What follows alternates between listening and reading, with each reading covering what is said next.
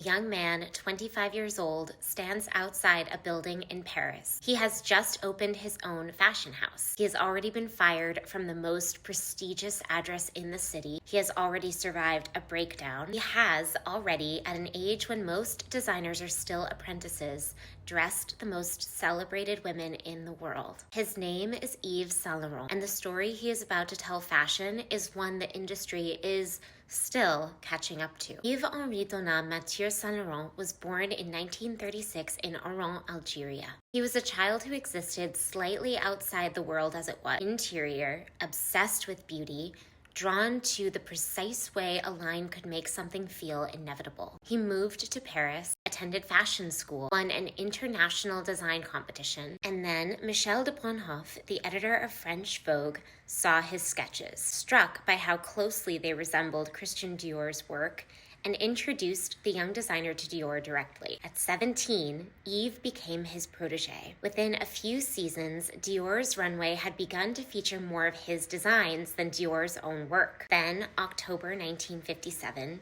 Dior died, and the house named its 21-year-old assistant as creative director. His first collection, the Trapèze line, was celebrated everywhere. His subsequent work was not. He was trying to move the house away from its bourgeois formality. The problem was that the bourgeoisie was precisely who it was built to serve. In 1960, he was drafted into the French army. A nervous breakdown followed. Dior dismissed him. It turned out to be the best thing that ever happened to him. In 1961, together with his partner Pierre Berger, he founded his own fashion house. The first collection debuted the following year. No inherited codes, no existing clientele to appease. What he believed was radical. Saint Laurent understood women in a way few designers of his generation did. Not as figures to dress, but as people with lives that demanded something from their clothes. In 1966, he introduced le smoking, a tuxedo cut for a woman. It was still controversial for women to wear trousers in public. A tuxedo,